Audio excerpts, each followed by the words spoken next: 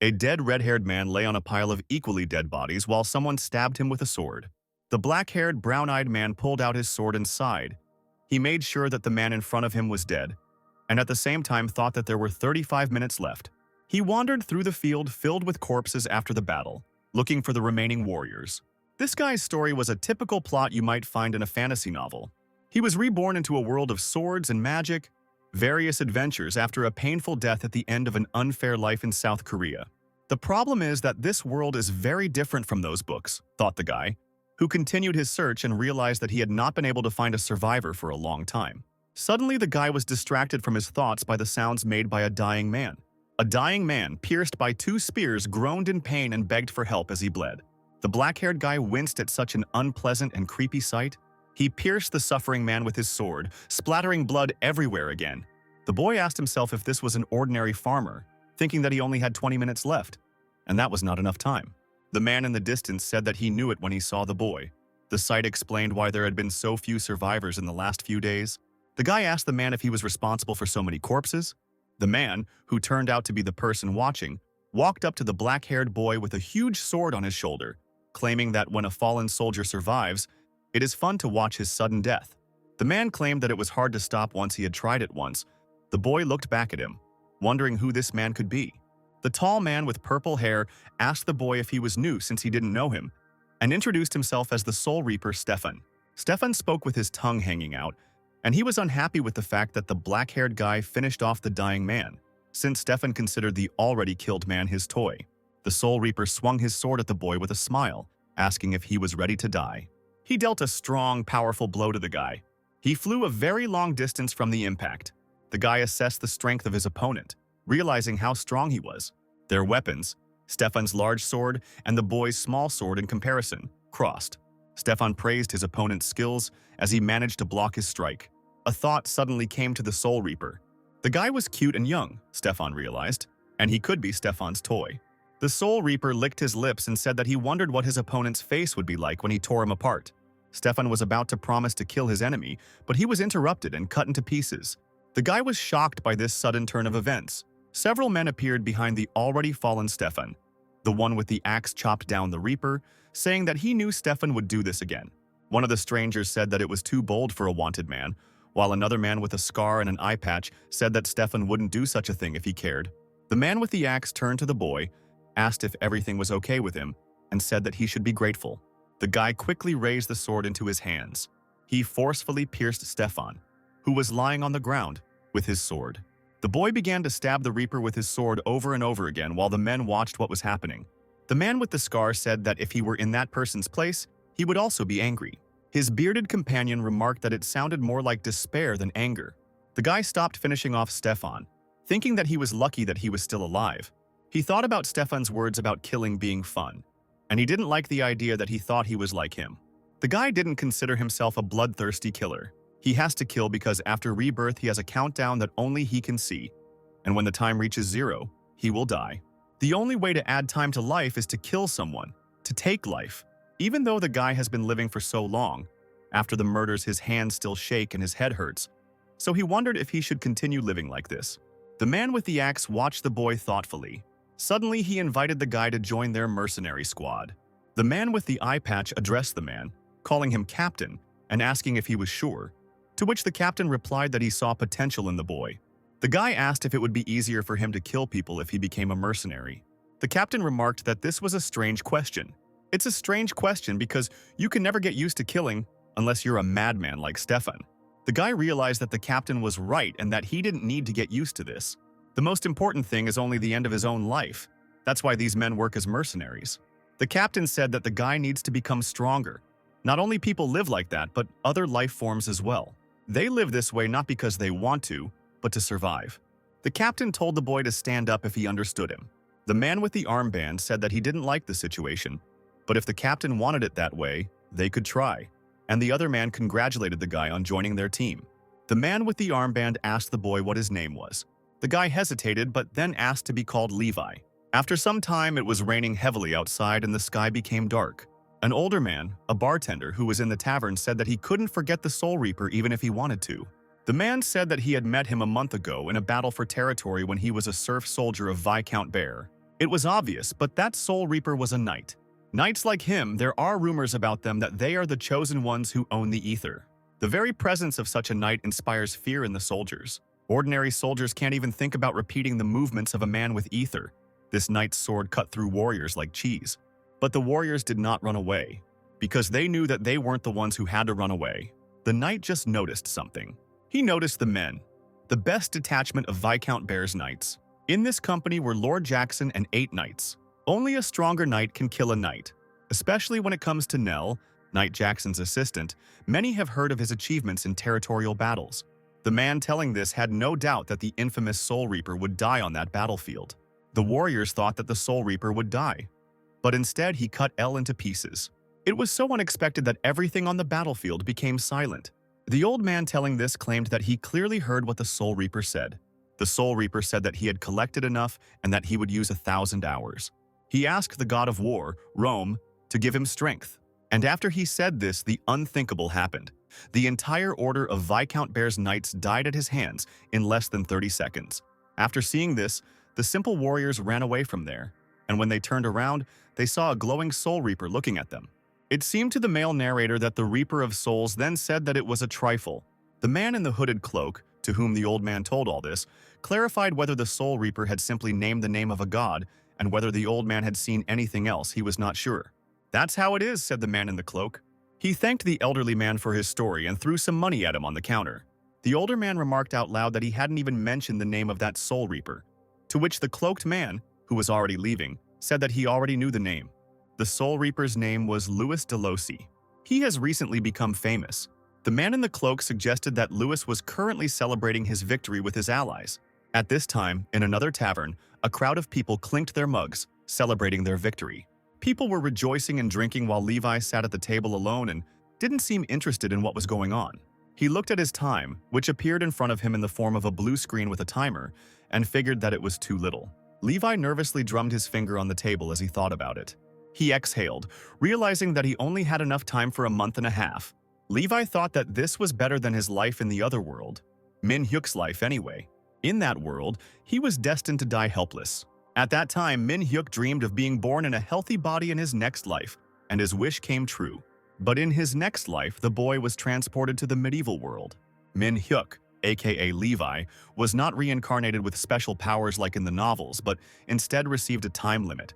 Levi calculated that if one ordinary serf gave him 1 day of life, then he would need to kill 180 people. And if you take into account the time for travel and sleep, then another 9, in order to live 6 months. The guy slammed his mug on the table, thinking that this was nonsense and he wasn't the worst killer in the world. Suddenly, someone's hand passed through the countdown screen, visible only to Levi. One of the group of drinking men, with a wide smile and a large mug of alcohol in his hand, asked why Levi was sitting so gloomy, and he asked him if he was drunk already. The drunk man hugged Levi and said that, of course, he was already drunk. He needed to drink a lot, since you never know when you will die. Someone came up to their table and told Levi to have fun with the others. It turned out to be the same man with the armband. He was also the deputy captain. He said that if Levi, the best warrior, sits in a bad mood, the atmosphere will be spoiled. A couple of men at other tables shouted out that they were very interested to know how Louis dealt with a bunch of guys. The deputy captain said that he was also very interested in this topic. The man said that those knights shouldn't have come to their battle, especially Nell, who had almost reached the level of a master. Levi looked away, thinking that his teammates were up to their old tricks again. The guy smiled sweetly and said that he was just lucky, and the glory of those knights was better than their skills. Levi understood that if he told the truth, they simply would not believe him. The deputy captain did not believe his words and said that their team was not stupid.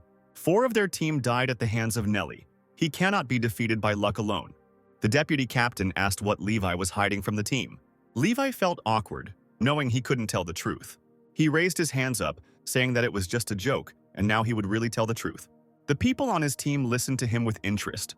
Levi said he risked his life to win. People looked at him in surprise, after which, other people's mugs started flying at him, since his team risks their lives every day, and someone in the crowd asked if Levi had several lives. At that moment, the captain approached them and ordered them to leave the guy alone, because nothing would change if they found out. He, the captain of the lumberjack knights named Thorn, asked Levi if he could take up some of his time. Levi agreed to go with the captain, but the rest of his teammates advised him to return quickly before they drank all the beer. Levi asked where the love for the squad members was, to which the deputy captain said that there was none. Levi walked out of the room, following the captain. The second-in-command ordered one of the crew to stop drinking and gather the young knights. When the deputy was asked why, he replied that he had work for them. Something was bothering the deputy. The door to the captain's room opened and creaked. Levi, who entered the room, asked what was the matter. The captain laughed loudly in response and said that Levi did a great job, calling him the best in the last battle. He never thought that Levi, as a rookie, would quickly become great. The captain pulled Levi by the hand, inviting him to sit down and have a drink with him, but Levi asked him to let him go. The captain wanted to start remembering how everything was when Levi first joined their team, but the guy asked him to get straight to the point. Levi asked if he had ever turned down any job. The captain said that they should first celebrate the victory with drinks and then get down to business. The man poured 2 glasses of alcohol, saying that that would be enough for them. He slammed his glass loudly on the table in front of Levi. Levi thanked him, and he and the captain took a sip from their glasses together.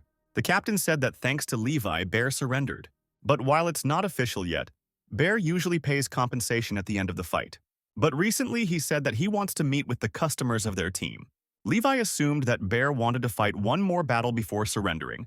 The captain was sure that Bear did not want to pay the mercenaries and his soldiers, so he planned to kill them all. It's a bad business, but that's what aristocrats do, and the captain wants Levi to accompany Viscount Bear for this secret mission. Levi said that it was not necessary to send him specifically to show the way and accompany Bear. The captain explained that it was a matter of Bear's pride, and Levi's fame would be enough to save the Viscount's pride if he were caught while he was prowling around. The man handed Levi a scroll with an address. The captain understood that it was a trifle, but he promised to reward Levi generously, since the guy was going to leave right now. Levi said he would think about the reward later, but for now, the deputy captain might be waiting for him. The captain agreed with him and advised him to take care of himself. Levi walked through the trees in the dark at night, thinking to himself that he was fighting to live another day. Aristocrats send people to their deaths to save money. Levi has been living in this world for more than 10 years, but he still can't look down on people's lives. Thinking that it was no longer his concern, Levi approached the cloaked figure and asked if it was Viscount Bear. At that moment, the guy noticed another figure in a cloak approaching from behind. He assumed it was a trap and said that memories were coming over him. There were more than 2 figures. People in cloaks surrounded the guy. Looking closely at the clothes of these people, Levi realized that they were the Knights of Bear. He asked if they had come to avenge their dead comrades. Levi began to pull out his sword from behind his back, noticing the fact that he was given more time for knights than for ordinary people. He wanted to swing his sword and promised to kill the cloaked knights in front of him. Suddenly, Levi felt pain and blood started flowing from his mouth. His body suddenly weakened and he fell to his knees, spitting out a large amount of blood. This had never happened to Levi before, so the guy suggested that there was poison in the alcohol the captain gave him.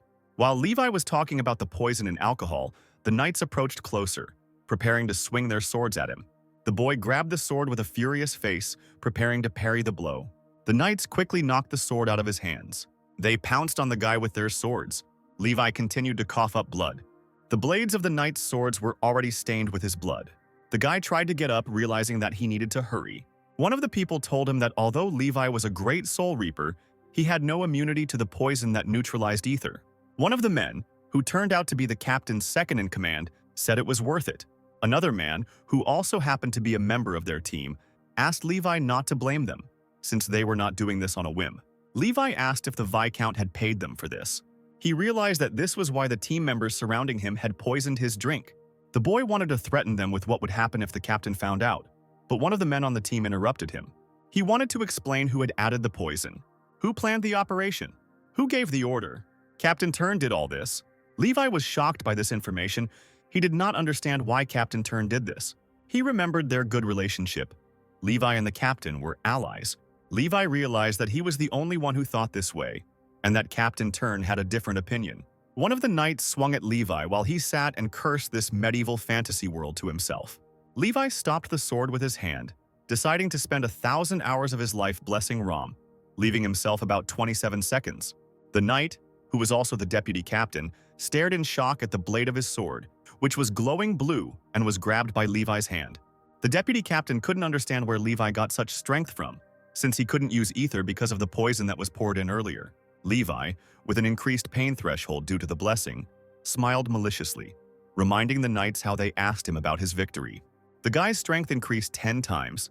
His endurance increased 5 times. Levi asked the deputy and the team. He asked the team if they thought he was just joking. But Levi didn't lie that time. He told the truth. Levi put his life on the line, receiving the blessing of the war god Ram. All his ether indicators changed to the holy power of the war god. Levi smiled widely. He knew that he had 15 seconds left to live if he didn't replenish his time. The deputy captain ordered the knights to attack all at once since Levi was unarmed. Levi asked with a malicious smile if they were really sure that he was unarmed. Levi entered the field of the god of war, a space with a pile of skulls on the ground and a red sky. There were still a lot of swords on this field. Levi approached one of the largest swords, which he could now use while the blessing was in effect. He chose Ram's combat blade, which cost 4 lives per second. Levi returned from the god of war space again. He stood in a fighting stance and held a huge sword that emitted orange light. The deputy captain's eyes widened, astonished by the blade's appearance out of nowhere. The deputy wanted to exclaim where Levi had gotten the blade from so quickly until the boy quickly ran past them, flashing past the knights like a red beam of light. Levi slid his feet across the ground, emitting an orange light. When he had 1 second left to live, Levi asked permission to ask something. Levi asked who he was to the deputy captain and the crew. The deputy chuckled, considering this question emotional, and asked if the guy really believed that they would become a family. After this question, Levi quickly rushed forward, killing knights, thus replenishing his lifetime. Ram's blessing came to an end, and the combat blade returned to its place, disappearing into the boy's hands.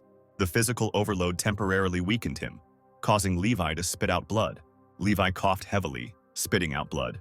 Levi cursed at the war god's buff, wiping his mouth and noting out loud that this buff only kept him from dying. The guy assumed that all of Turn's mercenaries couldn't have betrayed him.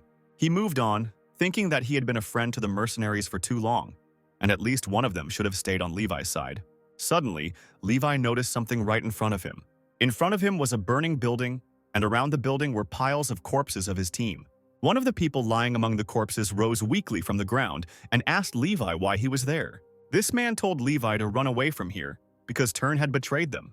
The man shouted that Turn had made a deal with Bear, after which his head was cut into 2 pieces. It was Turn, listing the facts that Levi had drunk poison, beaten his accomplices, and returned unharmed. The captain realized that he had either underestimated the guy or overestimated his accomplices. Levi insulted Turn, considering him a sick and bad person. The boy screamed, asking why Thorn killed his allies and was going to kill Levi. Allies, the captain repeated after him, blood dripping from the large axe in his hand. The captain asked what Levi meant, since he hadn't killed a single one of his comrades today. Captain Turn merely cleared the obstacles in his path to his goal. Obstacles, the guy asked him again. He thought that Turn was talking nonsense because they were allies. Turn decided that since Levi was the last one left, he could tell him everything. The captain explained that he had made a deal with Viscount Bear. The Viscount promised the captain the title of aristocrat if he left his team of mercenaries, and he could not leave them alive. Levi said that they were supposed to meet Bear in another territorial battle, and Turn chose to kill all of his comrades. Turner noted that Levi was quick to understand, and called him a street kid who didn't trust anyone. Turn suspected that Levi would do something. Levi asked if the captain had said everything he wanted to, but the boy did not give the man a chance to respond, attacking him with his sword. But the captain blocked his blow with his axe. Levi stared at the captain, his gaze an expression full of rage and hatred. Turn smiled evilly, not taking his eyes off the guy. They clashed in a fierce battle, their axe and blade flashing very quickly in this fight. Levi chuckled in displeasure, swinging his blade at his former captain again. His blade collided with the handle of Thorn's outstretched axe. The man backed away from Levi's blow with a displeased look. Turner stated that he originally wanted to give Levi a painless death, but it looks like he won't be able to do that. He asked Levi not to forget that the captain was one of the heroes who had become famous in the Holy War 50 years ago. In terms of experience and skills, Thorn is stronger than Levi. He used an ability that made his axe glow green. Thorn explained that it was an outstanding ability that earned him the nickname Lumberjack. He could cut down everything within a radius of 20 meters as if they were just trees. Thorn was about to say the name of his ability, but Levi didn't hear him out, flying past him and quickly cutting him into 2. Captain Turn's eyes widened in shock, coughing up blood. Turn asked Levi how he could use the ether. The man said that he was right about Levi's potential when they first met, and those were his last words before he fell to the ground, already dead. Levi turned around, looking at the still burning building and the piles of corpses of his former crew, killed by Captain Thorn. The boy spent 2 years with the mercenary squad of Turn. He thought it was the same as when he was lying in the hospital, waiting to die in his world in his past life. In his past life, Levi simply waited for 2 years to die alone. But after 2 years, he was the only one left alive in this world. He realized that nothing lasts forever. Levi knew that one day he would leave this mercenary group. Levi thought that it happened sooner than he expected and walked away from this burning house. The life expectancy of a person is 80 years, if all conditions are met. You can live without air for 3 minutes. You can live for 3 days without water. You can live 3 weeks without food. There is another limitation that only applies to Levi: the amount of time he can go without killing. In order to continue living, Levi must kill someone, and for such a life he needs eternal war. The bald man in front of Levi objected, adjusting his glasses that Levi needed money. The guy had a debt of 8,600 gold coins. Levi angrily slammed the man's table, declaring that he was talking complete nonsense, since Levi had never borrowed money. And no one had ever lent him money, the bald man asked him, adjusting the stack of documents in his hands, if this was true. He claimed that the building that Levi's mercenary squad rented was burned down last night. Levi replied that he understood that, but he did not understand why he should be the one paying. The man in glasses began to explain, pointing to the document in his hand, that the mercenaries who joined the squad signed a contract of joint guarantee responsibility, which meant that Levi was now the only one who was currently responsible for restoring the damage. Levi demanded that he stop trying to deceive him, since he had not signed any contracts, to which the man asked with a sly smile if the guy thought he was lying, and at the same time showed him the document and asked if he could see his signature. Levi stared at the document in surprise. He remembered how the captain had ordered him in the past tense to sign something, some papers. When Levi asked what it was, Captain Turn told him it was an application to join the squad. Levi exclaimed, already in the present tense, that he did not know what he was signing, to which the man made a remark that he should have watched what he was doing. The guy said it was a scam and that he had no money, and asked what the bald man would do if he didn't pay him. Blades appeared in front of Levi, right next to his neck. Levi was surrounded by armed men, and the man meanwhile decided to explain what would happen to Levi if he did not pay. First, if Levi doesn't pay, he will be stripped of his mercenary status and he won't be able to get it back in this country or another. Secondly, there will be a reward for Levi's capture, so mercenaries all over the world will be hunting for the guy. The man is not sure if Levi knows, but the organs of knights with ether are generously paid for by magicians. So the bald man advised the guy to make a decision and gave him a minute to do it. Levi said that a minute would be enough for him. He declared that if he started fighting the people surrounding him, he would kill at least half of them, and demanded that they stop pretending to be strongmen and put away their swords. The man asked Lewis to calm down as he explained what the worst could happen. The man said that they could settle things in the spirit of mercenaries. Levi could earn money by showing loyalty and fighting for his life. This morning, these men received a request from Viscount Bear, who promised a huge reward to deal with the armed forces in the Black Forest that the Viscount owns. The bald man said, adjusting his glasses, that he had already sent out several expeditions, but they had failed. Levi thought out loud that the Viscount had previously been his enemy, but now he had become his boss. Levi looked at the document. He thought that if an army was mentioned here, then he needed to deal with the detachment. The payment indicated was colossal. Considering the recent losses in territorial wars and payments to soldiers, he should not have much money left. The man in glasses told Levi to return the document if he couldn't handle it, but he replied that he could handle it. He just needed a second to think. Levi slammed the door as he left the room, and the man shouted after him that he was required to come and report on his progress every 3 days, and if Levi did not come, a reward would be put on his head. The man solved the problem, but he had a feeling that he had forgotten something. Levi, at this time, but already in another place, thought to himself that the Black Forest is a place where demonic beasts roam. Levi cut down one of the monsters, thinking that he should have been warned about this. The boy knew that there were monsters in this world, but he saw and defeated them for the first time. He assumed that if monsters were considered living creatures, then he should receive additional lifetime for them, and decided to test this. Each monster gave him 60 hours, which was much more than he got for killing people. Levi remembered the first time he killed a man as if it were yesterday. It was the scene where the boy died from the ether, Levi recalled. The thing is, he's no longer Min Hyuk from Korea, he's Levi in a fantasy world. He realized that in order to survive, he needed to constantly kill other creatures. The thought alone was hard and terrifying to him. The thought that Levi should have to do something like this. the idea that Levi will begin to perceive people only as a resource. However, Levi was then genuinely relieved that he was still alive. It's no wonder that this feeling passed after 2 weeks. Guilt won't help a guy with a cursed fate. Now, while fighting the demons, Levi remembered things he had forgotten. He didn't want to live like this, but he got this fate because he wanted to live. The guy wondered if demonic beasts were always like this. They give a lot of time, and there are many of them in this world. Levi suggested that he could live without killing people. He decided that when he finished this task, he would become a beast hunter. He was interrupted by a man who said that Levi had missed the point. The man said that Levi had just entered the forest and that he was wrong to think that anyone could become a hunter. Levi said that until he tried he wouldn't know, and asked the man who he was. A man larger than Levi, with scars on his face and thick hair tied into a shaggy ponytail, said that he was a beast hunter who lived in this forest. Demonic beasts appeared 500 years ago across the continent, leaving no trace of their origin. There are many types of demonic beasts, but most of them are aggressive towards humans. High-ranking beasts can match or surpass knights, and some of them have special abilities. People who hunt animals as a profession are called animal hunters. The man jumped closer to Levi and said that they, hunters, have rules. The first rule is not to hunt on someone else's territory, no matter how low-level the demon is. But the male hunter said that he was generous, so he would forgive Levi, although the guy would have to fight with the other hunters.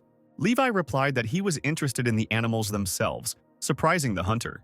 Levi explained that he didn't care about the resources he got from the monsters, and he asked the hunter if he had heard anything about an armed army in this forest. The hunter explained that this is what the Viscount calls him in the local hunters. Levi said that then he would have to take his words back. The hunter asked what he meant. The guy didn't answer right away, swinging at the hunter. He explained that he doesn't hate hunters, he just has to do it. The hunter stopped the blade of the sword with his hand. The man chuckled, noticing that Levi looked like a mercenary but for some reason was working alone, and asked if Levi hadn't heard that the other squads had failed. He mocked Levi, asking him to try harder. The boy wondered how the hunter stopped his sword, ignoring the ether. The hunter liked Levi's passion, but he said there were many people like Levi during the Holy War. The guy thought that someone was again mentioning this war, which he knew nothing about. But Levi believed that he could do anything and made another attack on the hunter. He was surprised to realize that his ether-filled sword had broken after that lunge. The guy quickly turned around. The hunter dealt the guy a powerful and fast blow.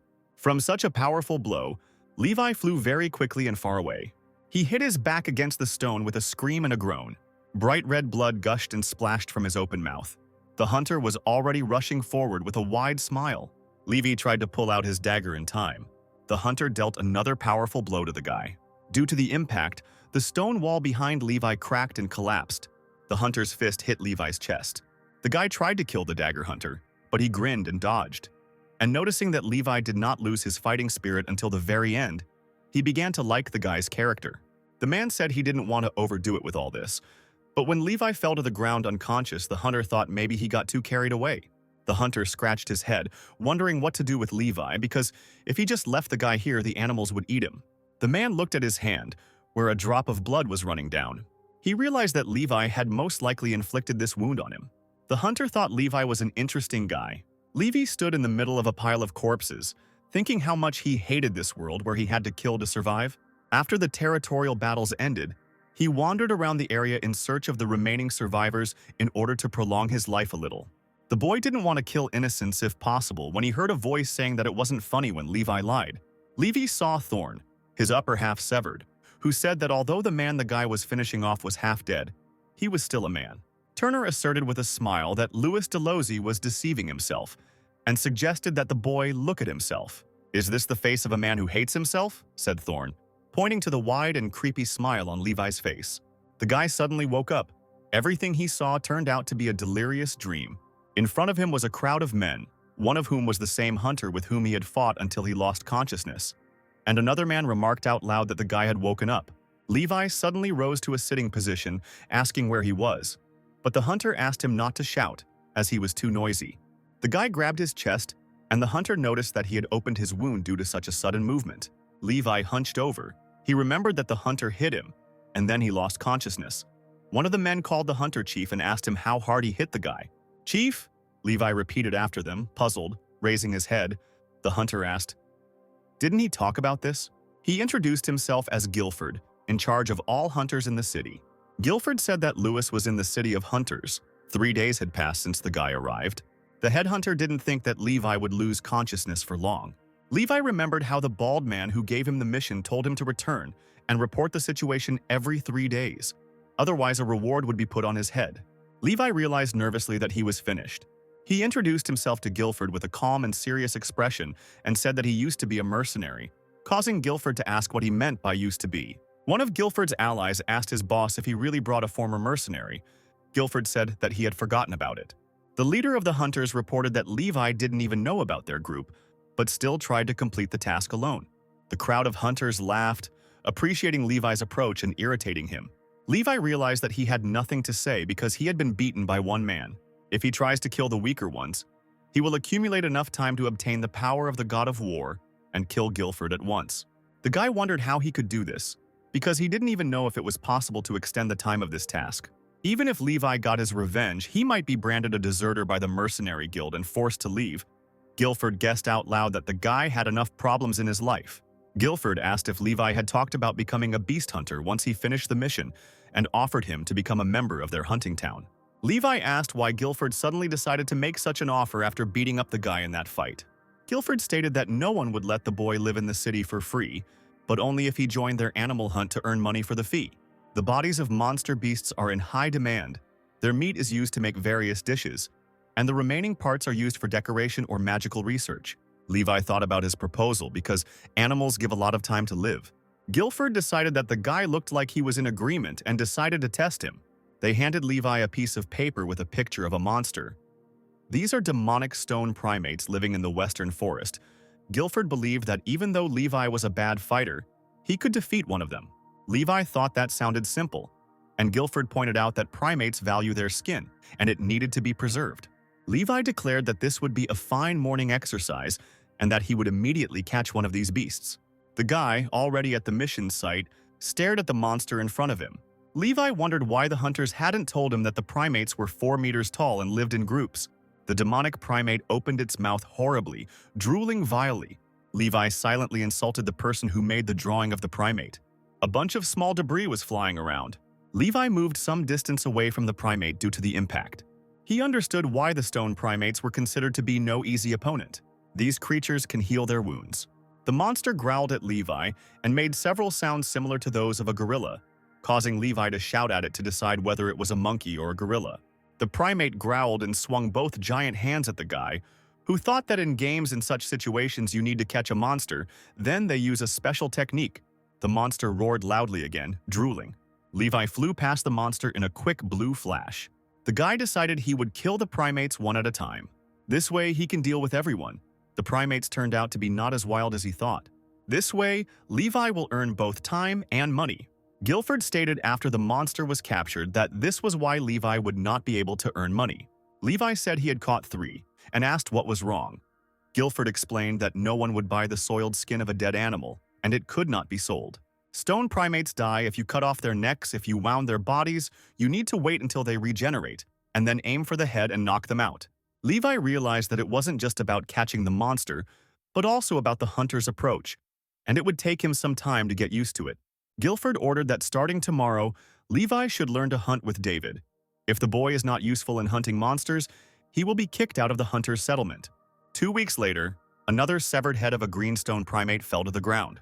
Guilford praised the guy because he caught 2 monsters. Levi slowly got used to this place. The village cook praised Levi's skills in cutting up monster meat, and another hunter asked if Levi had done this before. The cook handed the boy a plate of stew made from the beast Levi had caught. Levi looked at the stew with doubt, as it looked strange and there were eyes floating in it. He took the bowl and began to drink. The cook told him not to be too surprised. Levi took a sip and tasted it. He realized that it was impossible to get used to such food, and he thought that he was going to vomit, while the cook was happy that he liked the soup and that it would be on the menu today. The guy will still have to come to terms with and get used to this kind of life as a hunter, despite the disgusting stew and the intricacies of hunting monsters. The cook was disappointed that the stew turned out to be disgusting. Levi realized that he no longer checked how much time he had left to live, because his job as a hunter provided him with hours of life. Guilford watched from the building's window as Levi and the cook discussed something outside. Guilford's source said Levi was doing well at his job, but the guy still hadn't talked about his past. The interlocutor reminded Guilford that when Levi first arrived in their village, at first he did not eat the food that was offered to him. Guilford said that the food of their cook, Phenol, could indeed be mistaken for poison. Levi must have thought back then that hunters couldn't be trusted. Guilford then asked Levi if he thought the food was poisoned. Guilford asked who poisoned Levi and when, and noted out loud that he himself eats this food and is fine. But these were not all the oddities noticed about Levi at the beginning of their acquaintance.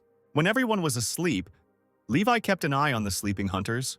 Levi even slept with a sword in his arms. Apart from such oddities, the guy is normal.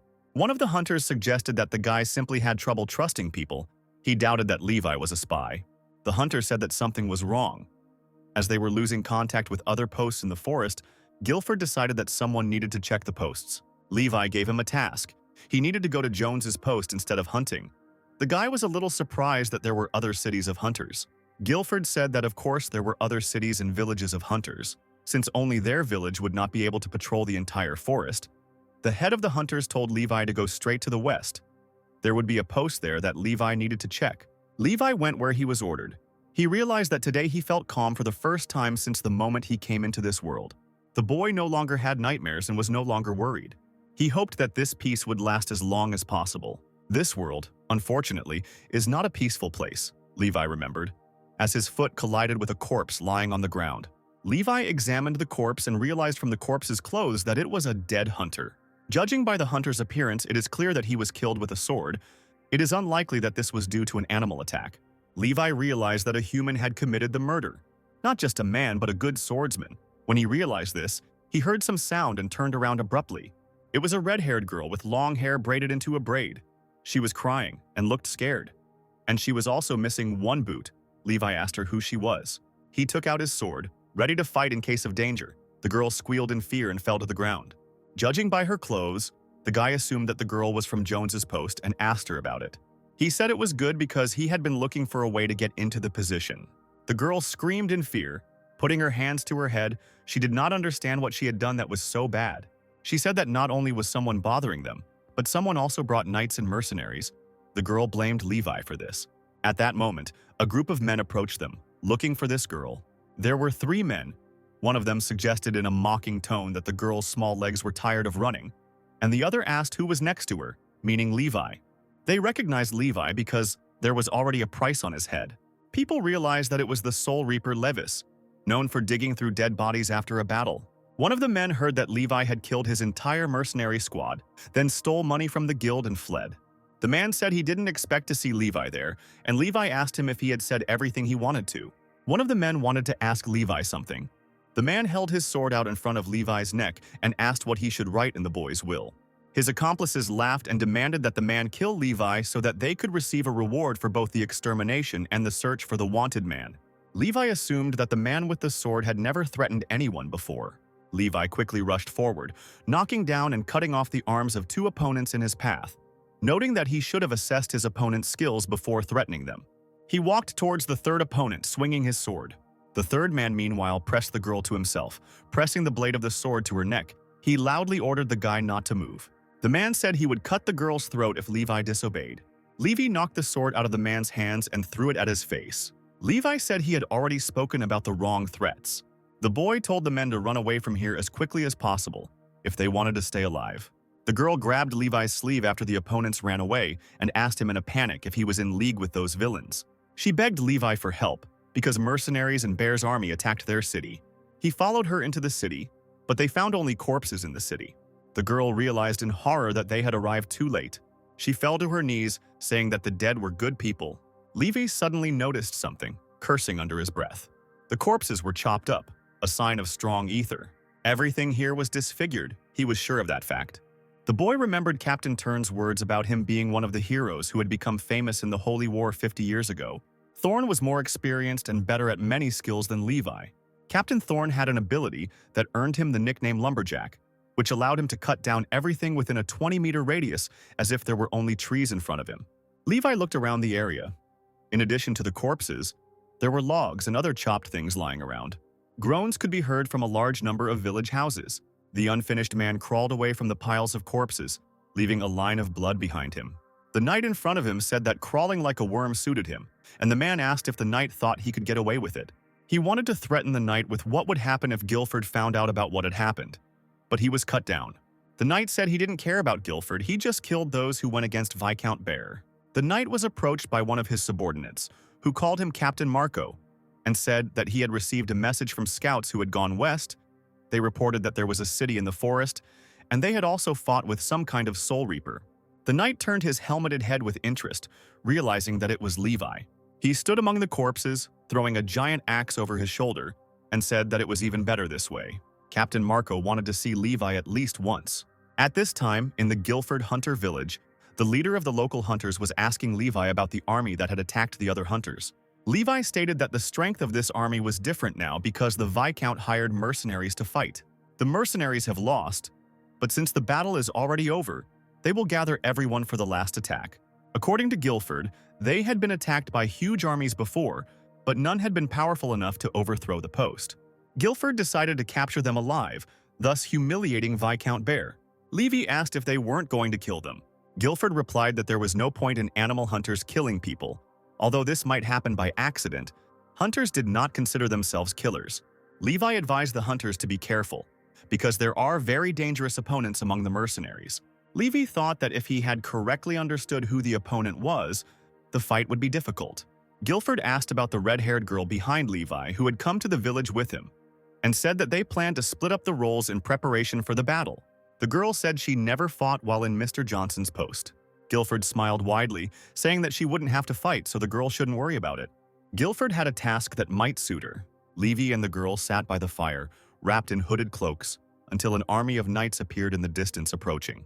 The girl clarified that she had been given the role of bait, and asked Levi if he and the hunters were really sure that this was the ideal role for her. Captain Marco realized that Levi and the girl had set an obvious trap, trying to attract the attention of the knights and mercenaries with fire near the post. One of the men walked up to Levi and kicked him in the back, asking where the rest of the hunters were. He didn't even have time to immediately realize how Levi hit him in the leg with his sword. The man fell to the ground screaming and clutching his injured knee. The girl watched this in horror. Hiding behind a log, Levi told her to run and hide in the post, at the same time praising her. He said that he would carry out this task himself and threw off his cloak, turning to face his opponents while the girl ran away. The knight shouted that Levi was now alone and ordered his army to take him. Levi told them that they themselves did not realize that they had fallen into a trap. The ground beneath the knight's feet collapsed, turning into a huge hole, causing them to fall into it with cries of horror and drop their weapons. The knights who remained outside the hole followed the command to be careful, as there might be more than one such hole here. The army men heard a sound and turned around in horror. A giant, very giant log fell on them, causing the knights who had not fallen before to roll into the pit. One of the knights ordered to run after him, as he had found a place where the earth was untouched. They failed to notice the trap and were caught in a giant net that caught them and lifted them up, under the gaze of Guilford and the cook from the hunter's village. Guilford wondered if all the knights were so stupid now. He thought it would be difficult, but they themselves walked into all his traps. He saw a large silhouette with an axe, or rather a pole axe, in the distance. Guilford assumed that this was the knight Levi had warned him about, Captain Marco, who had ordered the warriors in the net to cut the ropes with a knife and climb out. Guilford advised the soldiers not to listen to the captain, kicking the net. After all, if they listen to him, they will fall into the pit over which the net swung after Guilford's kick. Guilford called Levi to him, informing him that Captain Marco, whom Levi had warned about, had arrived here. Captain Marco asked again if the Soul Reaper Levi was really here. Levi wasted no time flying towards the captain with his sword. Captain Marco managed to turn around, blocking Levi's blow with the handle of his giant battle axe. Levi tried to assess Captain Marco with his eyes, even though he was wearing closed knight armor with a helmet. But the guy considered him similar to Captain Thorn. They swung their weapons, creating a lot of flashes and flickering due to the speed of their fight. Captain Marco blocked his blow with the hilt again.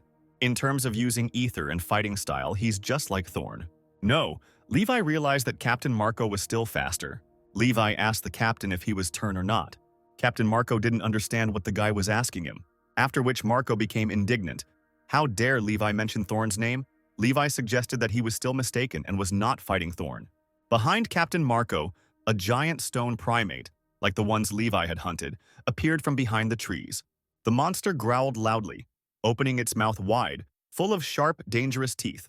Captain Marco, still fighting with Levi, was surprised that a demonic beast appeared here. Now the beast blocks the path of the captured soldiers. Levi was struck by the fact that hunters use not only traps but also terrain features.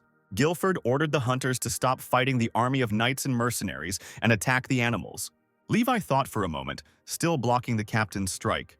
The beasts were still attacking, smashing the ground around them and knocking down knights and hunters with their blows. Throughout all that was happening, there were shouts and someone's order to return to their post. Guilford gave the order to the hunters to form up. They needed to fight back calmly. The primate monster stretched out its huge hand towards the standing Captain Marco and Levi. Guilford noticed this scene and ordered Levi to dodge. He told Captain Marco and the boy that now was not the time for a fight. The combatants looked at each other, considering the situation. Then they looked at the monster. They continued to fight, adding curses and insults as the demonic beast approached and prepared to attack. The monster received a powerful blow to its ugly face. It was like a blue flash on his cheek. In fact, it was Guilford who attacked the monster. The monster fell to the ground as Guilford deftly jumped down next to it. Guilford noted that such stone primates usually do not leave the forest. Since the walls were torn down, the monsters had to be prevented from breaking through. Another monster pounced on one of the people, its fanged mouth wide open. These were beast wolves, high-level creatures that the hunters could not cope with and decided to flee. Guilford cursed. He couldn't understand what was happening in the center of the forest. The primates and other monsters fell to the ground, defeated. Captain Marco noticed that the demonic beasts never ended. The monster lying on the ground suddenly opened its eyes. The primate attempted to attack Captain Marco from behind. Levi charged at the monster with his sword at the ready. He slashed at the stone primate and declared that they should team up with Captain Marco. Levi explained to the captain that primates die if their heads are cut off and advised him to focus on the heads. Captain Marco was indignant and said that he had intended to do so, but Levi did not believe him. More stone primates were running towards them again. Levi asked Captain Marco not to die, as he had business with the captain. Levi charged at another batch of demonic beasts while Captain Marco stood there, puzzled by the boy's words. Captain Marco said that it was obvious and took his axe, using his ether power. He declared, waving his axe, glowing with power, that Levi was the one who had to die. His axe glowed brightly with a yellow light. Levi looked over his shoulder at the captain. Captain Marco quickly cut off the heads of several monsters. Everything around was shining, flickering, and making noise. The heads and other limbs of the monsters fell to the ground. Captain Marco said that Levi was right, and primates don't recover from having their heads removed, just like Levi. The blade quickly moved towards the captain. Levi knocked the helmet off of Captain Marco, causing the helmet to fly very far away. The boy gave the knight his first and last warning that if he attacked Levi from behind, he would meet his death. The helmet fell to the ground with a loud thud. Captain Marco turned out to be a bearded man with a scar. He did not expect the infamous Soul Reaper to be giving out warnings. Levi, having examined his appearance, was finally convinced that Marco was not Thorn, and the captain himself asked for the opportunity to ask the guy a question. The man asked if his father had told the boy anything. Levi asked him again, not immediately understanding what he meant. Marco confirmed that he is the son of Tern, who was killed by Levi. Levi was a little surprised that Tern had a son, but he didn't show it and replied that he didn't know that and whether Marco wanted revenge. Marco stated that he did not want revenge and was even grateful that Levi dealt with his father, whom the captain considered trash. Tern didn't tell even his best mercenary, whom he treated like family, about his son, meaning Levi. The man, one of those who fell into the hole and was still sitting there, noticed something. There was some noise coming from the ground beneath him. Something illuminated by a blue light appeared from the ground, causing the captain and Levi to turn around. It turned out to be a giant turquoise worm with purple parts of its skin. Opening its mouth wide, it dropped a large number of knights to the ground. One of the knights screamed for help, and this huge monster grabbed him with its tongue. Guilford attacked the worm, lighting up everything with a blue flash again. The knight who was being eaten by the worm monster was saved by Guilford, and the knight asked why the hunter did it. Guilford did not answer, saying only that if the knight had the strength to speak, then let him help save his allies. Guilford shouted that there was no time to retreat and ordered everyone to unite. Levi screamed at Guilford, believing that he had gone mad, because the knights were their enemies, and that if they were saved, they would be of no use. Guilford said that one cannot judge a person only by his usefulness, and that hunters do not need a reason to save people. Levi thought for a moment at the sudden explanation. He realized that this was common sense. You have to save people. In Levi's world, this was called morality. In this world, these are the foundations of knights. Levi thought about his past life and his present one. He had never seen this in his past life or in his current one. Levi had never seen these rules in action. Guilford is the first real knight he has seen in this world. Levi heard someone behind him say that this was nonsense. Captain Marco, standing behind him, said that the guy's boss simply didn't know how to use people. Marco didn't understand why he had to save the weak at the expense of the strong. He invited the guy to look at the people fighting. Marco claimed that even if they tried to save these people, they still wouldn't be able to handle any monster. In such cases, the strong deal with the problem to reduce losses. Levi told the man to stop and not use his skill. Levi said that the captain's subordinates would also die in that case. Marco said with a smile that he knew it. He said it was a way to save many. Levi stopped Captain Marco's axe with his sword. Their weapons crossed, Levi's sword glowing blue and the captain's axe glowing yellow. Levi insulted the captain because he didn't care about the lives of his own comrades. Marco claimed that he never tried to kill his comrades. These guys were just tools for Marco to use, which meant he didn't value their lives or care about them. Marco asked where Levi got such compassion from, since the guy easily cut people on the battlefield as easily as grass. Marco assumed that Levi killed allies as well. Since Levi is an expert in assassination, Levi confirmed Marco's words. He decided not to save the people who came to kill him. Although Guilford has a different opinion on this matter. As Marco said, Levi is an expert in murder. Thanks to Marco, Levi realized what he needed to do. He needed to kill bad and vile people like Marco.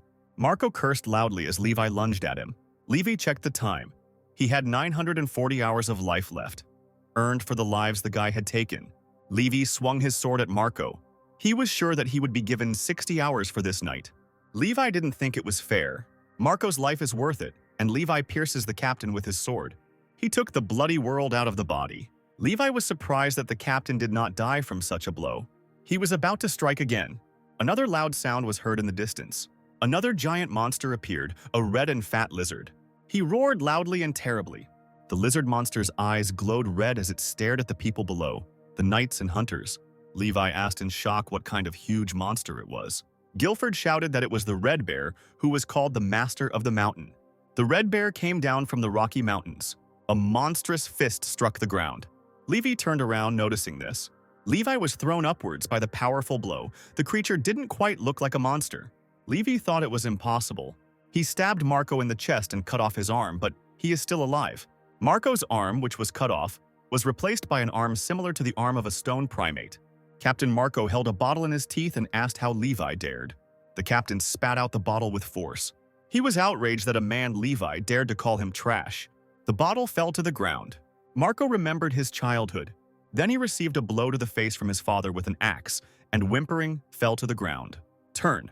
His father called him trash because the boy couldn't block his punch and said that he would have died by now if he had gotten into a real fight.